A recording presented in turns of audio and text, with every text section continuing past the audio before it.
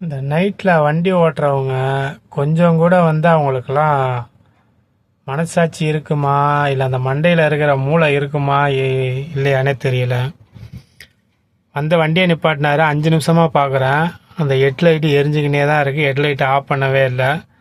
அதுவும் ஐபீம் போட்டு அப்படியே வச்சுக்கிறாங்க.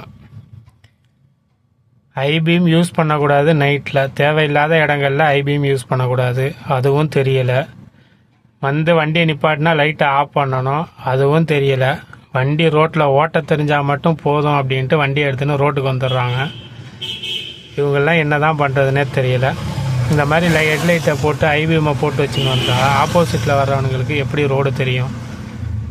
நைட்டில் வண்டி ஓட்டுறவங்க இந்த மாதிரி தவறுகளை பண்ணாதீங்க. தயவு செஞ்சு ஹெட்லைட்டில் ஐபீமை ஆஃப் பண்ணி ஓட்டுங்க.